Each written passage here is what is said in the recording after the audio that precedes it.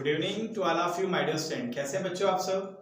और बच्चों जैसे कि आपको पता है इस समय जो हमारा चैप्टर चल रहा है वो चल रहा है ह्यूमन हेल्थ एंड डिसीज। और इस चैप्टर के अभी तक हम लोग 2 लेक्चर्स लगा चुके हैं और आज का जो हमारा लेक्चर है वो है लेक्चर नंबर 3। इस लेक्चर नंबर 3 में आज हम लोग जो डिसीज की बात करने वाले हैं उसमें हम बात करेंगे राउंड वर्म से होने वाली डिसीजेस, फाइलेरियासिस की बात करेंगे जिसको एलिफेंटियासिस भी बोलते हैं, और थर्ड हम बात करेंगे फंगल इन्फेक्शन की। और बच्चों आपको ही पता है ये जो हमारी यूनिट चल रही है वो कौन सी चल रही है, बायोलॉजी इन ह्यूमन वेलफेयर। तो इसी का ये फर्स्ट चैप्टर है ह्यूमन हेल्थ एंड डिसीज। तो चलो बच्चों सबसे पहले हम लोग स्टार्ट करते हैं राउंड वर्म से समझना। चल स्टार्टिंग कर लेते हैं इन डिसीजेस को समझना। अच्छा, जितनी भी डिसीजेस हम लोग यहाँ पर स्टडी कर रहे हैं बच्चों, आपको पता है सभी किससे रिलेटेड है, ह्यूमन से रिलेटेड है। तो ये सारी डिसीज हम लोग ह्यूमन से रिलेटेड ही स्टडी करेंगे। बच्चों सबसे पहले हम जिस डिसीज की बात करने वाले हैं इसमें हम लोग बात करेंगे एस्कैरिस लुम्ब्रिकोइडिस की। एक्चुअली ये एक राउंड वर्म होता है। अगर आप इसका ट्रांसफर सेक्शन बच्चों काटेंगे तो यहाँ पर इस तरह से राउंड मिलेगा, दैट इज व्हाई हम इसको राउंड वर्म बोलते हैं। ठीक है, तो राउंड वर्म से जो डिसीज हो रही है, सबसे पहले जो पैरासाइट है, एक्चुअली ये जो हमारा स्मॉल इंटेस्टाइन है यहाँ पर ये पैरासाइट डेवलप करता है अपने आप को और यहाँ पर प्रॉपर तरीके से पैरासाइट्स के फॉर्म पे रहता है। तो अगर हम देखें कि किस तरीके से ह्यूमन में पैरासाइट हैं, कौन कौन सी इसमें प्रॉपर स्टेजेस हैं, इसके बारे में हम लोग समझ लेते हैं और फिर मैं कुछ शार्ट फॉर्म में आपको इससे रिलेटेड जो सिम्टम्स हैं, क्या इसका प्रोसेस है, इसको समझा दूंगा। जैसे कि आप यहाँ पर देख पा रहे हैं बच्चों, यहाँ पर हम लोग ने यहाँ पर बीच में एक ह्यूमन का एक प्रॉपर यहाँ पर फिगर दिखाया हुआ है और स्टार्टिंग सबसे पहले हम फर्स्ट पॉइंट से करते हैं। ये फर्स्ट पॉइंट एक ऐसा पॉइंट है जहां पर हम डायग्नोज कर सकते हैं यस कि यहाँ पर स्मॉल इंटेस्टाइन में प्रॉपर तरीके से ये जो हमारा पैरासाइट है ये प्रेजेंट है। तो सबसे पहला पॉइंट आप यहां पर देखेंगे, क्या देखेंगे कि यहां पर मेल और फीमेल दोनों, मेल और फीमेल, सबसे पहले आप देखिए यहां पर मेल और फीमेल, ये हमारा मेल है और ये हमारी फीमेल है। तो मेल और फीमेल यहां पर एडल्ट फॉर्म में आपको मिलेंगे, कहां पर, ह्यूमन की स्मॉल इंटेस्टाइन में। तो देखो ये स्मॉल इंटेस्टाइन है और यहां पर आपको मिल रहा है मेल और फीमेल, दोनों ये राउंड वर्म यहां पर आपको प्रॉपर इंटेस्टाइन से लगे हुए मिलेंगे यहां पर। पहला पॉइंट। अब क्या होगा, ये जो मेल और फीमेल हैं प्रॉपर, अगर हम यहां पर बात करें तो यहां पर आप देख रहे हैं कि जब ये बंदा अपना फीकल डिस्चार्ज करेगा, जब मल त्याग करेगा, तो उसके जो फीकल मटेरियल है, अगर हम बात करें तो ये जो फीकल मटेरियल है, इसके फीकल मटेरियल में 2 तरीके के एग आपको देखने को मिलेंगे। कौन से एग? पहला तो मिलेगा जो अनफर्टिलाइज होगा और दूसरा मिलेगा फर्टिलाइज्ड एग। हो सकता है कुछ एग ऐसे आ गए हों जो अनफर्टिलाइज हो। तो यहां पर आपको 2 तरीके के जो एग हैं देखने को मिलते हैं फीकल मटेरियल के। और ये फीकल मटेरियल अगर इसने खुले में डिस्चार्ज किया है इस ह्यूमन ने, तो आप देखो ये जो अंडे हैं, ये जो हरी सब्जियां वगैरह हैं वहां के साथ इसमें लग जाते हैं तो यहां पर देखिए आपको 2 तरीके के एग मिलेंगे। पहला तो मिलेगा अनफर्टिलाइज्ड एग मिलेगा। एक्चुअली ये इसका कोई डेवलपमेंट नहीं होता, will not undergo further development. लेकिन जो दूसरे तरीके का एग है जो आप यहां पर देख रहे हैं बच्चों, ये हमारा होता है फर्टिलाइज्ड एग। कैसा होता है ये हमारा होता है फर्टिलाइज्ड एग। ये होता है हमारा फर्टिलाइज्ड एग। ठीक है, तो ये देख लीजिए हमने 2 तरीके के एग देखे, अनफर्टिलाइज्ड और फर्टिलाइज्ड। अब जो फर्टिलाइज्ड एग है आपको पता है, अब चूंकि ये फर्टिलाइज्ड एग है तो 2n है, तो अब इसमें क्या होगा, माइटोटिक डिवीजन होगा। तो देखो एक सेल से 2 सेल, कुछ सेल्स बन रही 4, 8, 16 और इस तरीके की स्टेज धीरे धीरे यहाँ पर आगे बढ़ेंगी। ये स्टेज कहां पर है, अभी ये स्टेज मिट्टी में है और प्रॉपर तरीके से जो फर्टिलाइज्ड एग है धीरे धीरे अपने आप को डेवलप कर रहा है। तो जब डेवलप करेगा तो फाइनली 1 सेल से 2 सेल, 4, 8, 16, 32, 64 इस तरीके से बढ़ते जाएंगे और फाइनल यहां पर आप देखेंगे कि एक ऐसा यहां पर एम्ब्रियोनेटेड एग मिलेगा, एक ऐसा एग मिलेगा जिसके अंदर एम्ब्रियो होगा। इसको बोलेंगे विद L3 लार्वा। इसको क्या बोलते हैं, L3 लार्वा के साथ। अब ये क्या है कि देखो इस स्टेज में ये जो एग है, अब अगर ये बंदा कोई हरी सब्जी लाता है, पत्तेदार सब्जी लाता है मार्केट से, और उस मार्केट से लाई गई सब्जी को आप प्रॉपर तरीके से अगर नहीं धुलते हैं तो यही जो एम्ब्रियोनेटेड एग है ये सब्जी के साथ इसके बॉडी में एंट्री कर जाएगा, इंजेक्ट करेगा। अब क्या होगा, फाइनल क्या होगा, इंजेक्शन हो जाएगा इस एम्ब्रियोनाइटेड एग का, ये खाएगा और खाने के द्वारा फलस्वरूप ये जो एम्ब्रियोनाइटेड एग हैं ये कहां पर पहुंच जाएंगे बच्चों, ये पहुंच जाएंगे कहां पर, ये पहुंच जाएंगे इसके जीआई पे, गैस्ट्रोइंटेस्टाइनल ट्रैक्ट पे पहुंच जाएंगे।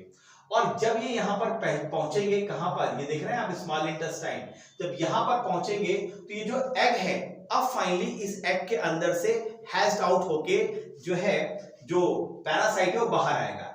अब यहां पर हैचिंग करके लार्वा बाहर आएगा और फाइनली जब यहां पर आएगा तो यहां से स्मॉल इंटेस्टाइन से बच्चों ये ब्लड के सर्कुलेशन में चला जाता है और ब्लड के सर्कुलेशन में जाने के बाद ये देखो माइग्रेट कर रहा है कहां पर, लंग्स की तरफ, तो लंग्स की तरफ माइग्रेट कर देता है। तो एक क्वेश्चन डायरेक्ट यहां से पूछा जाता है कि इसने सबसे पहले जगह कहां पर बनाई, स्मॉल इंटेस्टाइन में। स्मॉल इंटेस्टाइन में ये जो एग था ये हैच्ड हुआ, इससे लार्वा बाहर आया, लार्वा हमारे सर्कुलेशन सिस्टम में गया और सर्कुलेशन सिस्टम से फाइनली बच्चों कहां पहुंच गया, ये लंग्स में पहुंच गया। अब देखो क्या होगा, जब ये लंग्स में पहुंचेगा तो आपको पता है जब भी कोई फॉरेन मटेरियल्स आता है तो हमारे जो लंग्स हैं वो कफ बनाते हैं, वो बलगम बनाते हैं। तो जब ये क्या करेगा, जब ये कफिंग करेगा तो ये लार्वा कफ के साथ बच्चों यहाँ बाहर की तरफ आएंगे, यहाँ पर इस तरह आएंगे। जब बंदा ये कफ करेगा तो ये जो लार्वा है ऊपर की तरफ आएगा और फाइनली जीआई ट्रैक में एंट्री कर जाएगा। जैसे यहां से जाके इसके खांसने के साथ ही ऊपर की तरफ लार्वा जाएगा और आपको पता है यहाँ पर पीछे से एयर पाइप के जस्ट पीछे क्या होती है, फूड पाइप होती है, तो फूड पाइप से यहाँ पर जीआई ट्रैक में एंट्री कर जाएगा और जब जीआई ट्रैक में एंट्री करेगा तो एंट्री करके फाइनली कहां पहुंच जाएगा, स्मॉल इंटेस्टाइन में पहुंच जाएगा। तो एक तो इस रीजन से देखो बच्चों यहां पर पहुंच गया। तो क्या लिखा हुआ है, larva are cupped up and enter in GI tract, maturation जो प्रोसीड इन स्मॉल इंटेस्टाइन। तो जो मेच्योरिटी होगी, जो मैच्योरेशन वाला प्रोसेस होगा वो तो आपका स्मॉल इंटेस्टाइन में हो रहा है। क्लियर है बच्चों, तो यहां पर इस तरीके से पहुंच जाएगा। तो आप देखिए फाइनली यहां पर पहुंच जाएगा और तमाम तरीके की दिक्कतें यहां पर प्रॉब्लम्स क्रिएट कर देगा, कई तरीके के सिम्टम्स बॉडी में देखने को मिलेंगे। अब क्या होगा, तो फाइनली इस तरीके से ये जो साइकिल इस तरीके से प्रॉपर रन करेगी। अब देखो ये इन्फेक्टेड पर्सन अगर फिर खुले में अपना ये फीकल मटेरियल डिस्चार्ज करता है तो फिर इस तरीके से प्रॉपर साइकिल चलती रहेगी। तो हो सकता है फिर इस ह्यूमन में न जाके किसी दूसरे ह्यूमन में चली जाए, लेकिन ये साइकिल इसी तरीके से प्रॉपर रन करती रहेगी। तो यहां पर हम लोग ने देखा कि जो हमारा ये राउंड वर्म है किस तरीके से अपनी लाइफ साइकिल्स को पूरा कर रहा है, ठीक है, किस तरीके से अपनी लाइफ साइकिल को पूरा कर रहा है, इसको हम लोग ने समझा। अब फाइनली जो हम लोगों को डिसीज के बारे में बात करनी, जरा उसको हम लोग समझ लेते हैं। देखिए बच्चों, जो हम लोग अभी तक बात कर रहे थे वो बात कर रहे थे एस्केरिस पैरासाइट की। तो ये जो पैरासाइट कैसा था, एस्केरिस पैरासाइट था और हम इसको दूसरे वर्ड में इसको हेलमिंथ पैरासाइट्स के नाम से भी जानते हैं। क्या बोलते हैं बच्चों इसको, हम लोग इसको हेलमिंथ पैरासाइट्स के नाम से भी जानते हैं, हेलमिंथ पैरासाइट भी बोलते हैं। यहां पर जो आपको देखने को मिलेगा इसको हम क्या बोलते हैं, इसको राउंड वर्म बोलते हैं। बच्चों क्यों राउंड वर्म बोलते हैं, मैंने क्या बताया था, अगर ये मान लो एस्केरिस है और इसको अगर हम यहां से ट्रांसफर सेक्शन काटें तो ये चूंकि इस तरह से राउंड आता है, दैट इज व्हाई हम इसको राउंड वर्म बोल देते हैं। तो इसको हम राउंड वर्म भी बोलते हैं। ये कैसा पैरासाइट है बच्चों, इंटेस्टाइनल पैरासाइट है। कहां पर जा रहा था ये, स्मॉल इंटेस्टाइन में, इंटेस्टाइनल पैरासाइट है ये, पहली चीज। थर्ड पॉइंट आपने क्या देखा, इसका जो ट्रांसमिशन हो रहा था वो कैसे हो रहा था कि जो एग होते हैं इस पैरासाइट्स के, वो जो एक्सक्रीटेड जो मटेरियल होता है उसके साथ ये पड़े रहते हैं और अगर ये किसी पत्ती वगैरह जो से हरी पत्तियों की सब्जी अगर आप इंटेक करेंगे और प्रॉपर तरीके से उसको नहीं धुलेंगे तो ये एग ये फाइनली फिर हमारे बॉडी के अंदर पहुंच जाएंगे, ये किसी हेल्दी पर्सन के बॉडी के अंदर पहुंच जाएंगे और वहां पर ये डिसीज को फिर जनरेट करेंगे। तो ये सॉइल के माध्यम से भी जा सकता है, वाटर के माध्यम से भी जा सकता है और जो ग्रीन प्लांट है उसके माध्यम से भी जा सकता है, आपने देखा इसके पहले।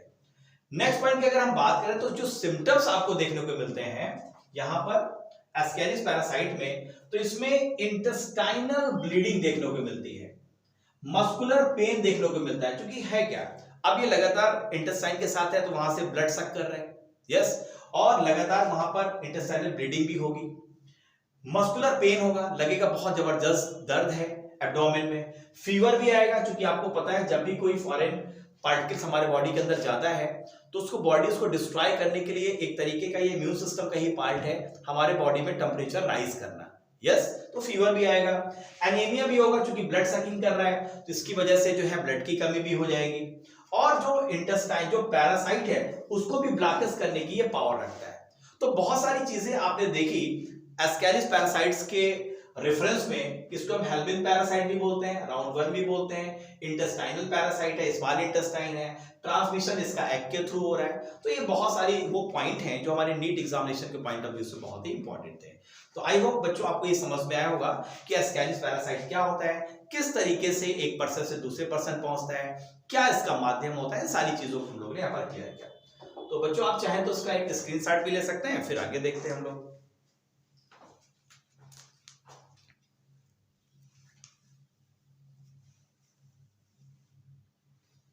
चलिए, आई होप आपने स्क्रीनशॉट ले लिया होगा बच्चों। और अब हम बात कर लेते हैं सेकंड डिसीज की। चलिए, जैसे कि आपको पता है इस समय जो हम लोग डिसीज की बात कर रहे हैं वो ह्यूमन के रेफरेंस में कर रहे हैं। सेकंड जो डिसीज है, जैसे कि आप देख पा रहे हैं, ये गर्ल है और प्रॉपर देखो बच्चों, इसका जो पैर है कितना ये स्वेल कर गया है, कितना मोटा हो गया है, ऐसा पैर हो गया जैसे एलिफेंट के पैर होते हैं। इसीलिए ऐसी डिसीज को हम एलिफेंटियासिस भी बोलते हैं बेटा। ठीक है, तो चलो इसी डिसीज के बारे में हमें बात करना है। सबसे पहले इसका जो पैरासाइट होता है बेटा, ये पैरासिटिक जो वर्म होता है वो स्प्रेड होता है मॉस्किटो के द्वारा। ये आपको याद रखना है, इसका जो वेक्टर है वो मॉस्किटो है। तो सबसे पहला पॉइंट, इस डिसीज को हम बोलते हैं फाइलेरियासिस या एलिफेंटियासिस डिसीज। फाइलेरिया के बारे में आप खूब अच्छी तरह से आपने सुना होगा, फाइलेरियासिस या एलिफेंटियासिस डिसीज, पहला पॉइंट। सेकंड, ये इसका जो काजल ऑर्गेनिज्म है वो कौन है, जरा इसको देख लेते हैं। इसको बोलते हैं वाउकेरिया बैंक्रॉफ्टी या वाउकेरिया मलाई। ठीक है बच्चों, ये नाम है वाउकेरिया बैंक्रॉफ्टी एंड वाउकेरिया मलाई। अच्छा, याद कैसे रखना है, जैसे जब आप इस तरीके का फिगर देखते हो तो आप बोल सकते हो वाओ इतना पैर मोटा हो गया है, तो वाओ तो वाउकेरिया, क्लियर है। तो यहां से याद करने का एक तरीका है वाउकेरिया बैंक्रॉफ्टी या वाउकेरिया मलाई। नेक्स्ट पॉइंट क्या कहता है, नेक्स्ट पॉइंट ये कहता है कि जब ये पैरासाइट किसी ह्यूमन की बॉडी में एंट्री करता है तो उसके जो लोअर ऑर्गन्स हैं, जैसे जो लेग्स वगैरह हैं या जेनाइटल ऑर्गन्स हैं, उनको ये टारगेट करता है, पहली चीज। और दूसरा, ऐसा नहीं कि आज ये इन्फेक्टेड किया और कल से आपको सिम्टम सामने स्टार्ट किए, ये धीरे धीरे डेवलप करता है, ये स्लोली डेवलपिंग करता है क्रोनिक इन्फ्लामेशन। धीरे धीरे इन्फ्लामेशन आपके जो लोअर ऑर्गन्स है वहां पर आपको महसूस होना स्टार्ट होगा। बच्चों, इन्फ्लामेशन का मतलब 3 वर्ड से होता है। पहला, उस जगह पर एक तो आ जाती है रेडनेस, दूसरा वहां पर हो जाती है स्वेलिंग, दूसरा हो जाती है स्वेलिंग, और थर्ड वहां पर आपको महसूस होता है पेन। तो रेडनेस, स्वेलिंग और पेन, इन तीनों को मिला के हम बच्चों बोलते हैं इन्फ्लामेशन। तो इन्फ्लामेशन 3 वर्ड से मिलकर बना हुआ है, रेडनेस, स्वेलिंग और पेन। अगर 3 चीजें हैं तो हम बोलेंगे वहां पर इन्फ्लामेशन हो रहा है।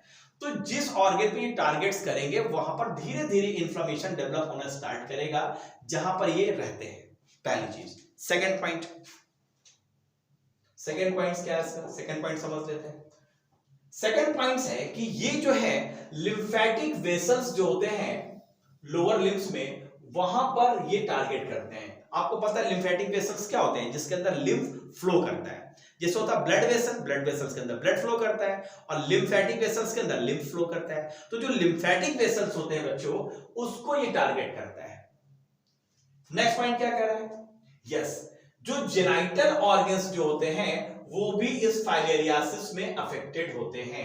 तो फाइलेरियासिस है तो क्या होगा, जो जेनाइटल ऑर्गन्स हैं, अगर मेल है तो उसमें जो मेल रिप्रोडक्टिव ऑर्गन है, फीमेल है तो फीमेल रिप्रोडक्टिव ऑर्गन, उनको ये अफेक्टेड करेगा। ठीक है, और जब भी इसका अफेक्शन होगा, मतलब जब भी इसकी ये पैरासाइट वहां पर होगा, तो जिस ऑर्गन को ये टारगेट कर रहा है बच्चों, उसका जो शेप है वो बिगड़ जाएगा, वो डिफॉर्माइटिस हो जाएगा। इसको बोलते हैं ग्रॉस डिफॉर्माइटिस, अर्थात जो शेप है वो बिगड़ जाता है, बैड हो जाता है। अब देखो लेग का शेप ऐसा थोड़ा होता है, इसने शेप को क्या कर दिया, बिगाड़ दिया, शेप को बैड कर दिया। नेक्स्ट पॉइंट क्या कह रहा है, नेक्स्ट पॉइंट कह रहा है कि इसका जो वेक्टर है बच्चों, ये फीमेल मॉस्किटो वेक्टर होता है। जैसे आप मलेरिया के केस में देख रहे थे फीमेल एनोफिलिस था, यहां पर कैसा फीमेल मॉस्किटो है। तो याद रखिएगा, ये पूछा गया है कि किसके द्वारा ये एक पर्सन से दूसरे पर्सन पहुंचेगा, तो फीमेल मॉस्किटो के द्वारा।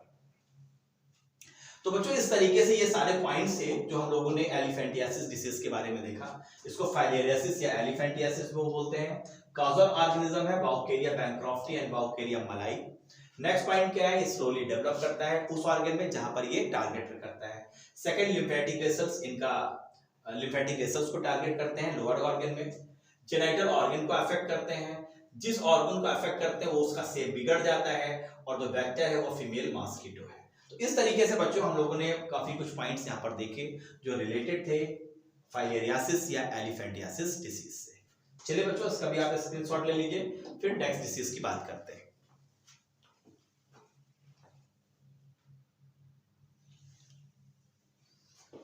चलिए बच्चों, आई होप आपने ले लिया होगा स्क्रीनशॉट। अब हम लोग बात करेंगे जनरल, आपको पता है ये देखकर ही आपको समझ में आ रहा होगा, एक तरीके का फंगल इन्फेक्शन है। तो फंगी की कई स्पीसीज होती हैं जो इस तरीके के इन्फेक्शंस देती हैं। तो सबसे पहले अगर हम बात करने वाले हैं किसकी, फंगल इन्फेक्शंस की। जनरली आपको देखो ह्यूमन में भी देखने को मिलता है, एनिमल के केस में भी देखने को मिलता है फंगल इन्फेक्शन। और आपको ये भी पता है कि फंगल वहां पर डेवलप होता है जहां पर थोड़ी सी गर्मी हो, हॉटेस हो, और वहां पर थोड़ा सा मॉइस्चर हो, वहीं पर फंगल डेवलप कर जाता है। तो ये फंगल जो इन्फेक्शन है, अगर ह्यूमन हेल्थ के रेफरेंस में अगर हम बात करें बच्चों फंगल इन्फेक्शंस की, तो यहाँ पर आपको देखेंगे कि इस तरीके के आपको सिम्टम्स देखने को मिलते हैं स्किन में। देख रहे हैं, चकत्ते पड़ रहे हैं, रेशेदार हो रहे हैं। तो जो स्पीसीज हैं जो फंगल इन्फेक्शन का कारण बनती हैं, उसमें आता है माइक्रोस्पोरस, ट्राइकोफाइटान एंड इपिडर्मोफाइटान। ये तीन ऐसे स्पीसीज हैं जो ह्यूमन में फंगल इन्फेक्शंस का कारण बनती हैं। ठीक है बच्चों, फर्स्ट पॉइंट। सेकंड पॉइंट देख लेते हैं। सेकंड पॉइंट कह रहा है कि जब फंगल इन्फेक्शन होगा तो उस जगह पे आपको सूखा, ड्राई स्कैली लीजन्स या आपको स्किन इस तरीके से देखने को मिलेगी। जैसे आप देख पा रहे हैं किस तरह से ड्राई स्कैली लीजन है, यस। और ये आपको नाखूनों में, स्कैल्प में, मतलब यहां पर जैसे आप देखते हैं ना जो रूसी वगैरह आती है, वो भी एक तरीके का फंगल इन्फेक्शन है, ठीक है ना। तो यहां पर भी आपको देखने को मिलते हैं फंगल इन्फेक्शन। नेक्स्ट पॉइंट की अगर हम बात करें बच्चों,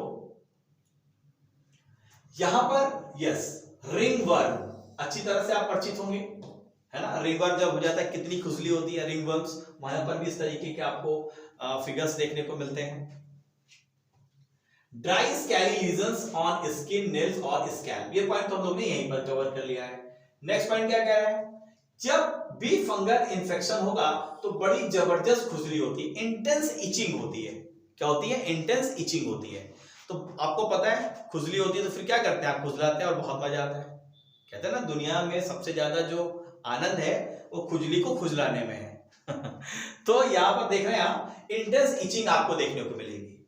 आफ्टर दैट ये फंगल वहीं पर डेवलप करेगा, मैंने क्या बताया, जहां पर थोड़ी सी हीट हो, मॉइस्चर हो वहां पर। तो ये दोनों फैक्टर जो हैं वो फंगी को ग्रो करने में बहुत हेल्प करते हैं। आपको पता है जहां पर दो बॉडी के पार्ट, जैसे यहाँ पर तो बीच में यहाँ पर जगह होगी, तो यहाँ पर पसीना भी आएगा, मतलब मॉइस्चर भी होगा और हीटनेस भी थोड़ी सी होगी, तो यहाँ पर फंगी बहुत अच्छी तरह से ग्रो कर जाएगी अगर प्रॉपर तरीके से केयर नहीं किया गया। या आप देखते हैं पैरों के बीच में, वहां पर भी आपको देखने को मिलते हैं, यस। नेक्स्ट पॉइंट क्या है, जब ये इन्फेक्शंस करते हैं तो स्किन में फोर्स भी आपको देखने को मिलते हैं, ग्राइन और ट्रायल्स वगैरह में। जैसे आप देखिए दो उंगलियों के बीच में, वहां पर भी फंगल इन्फेक्शन हो जाता है, अंगूठों के पास भी हो जाता है।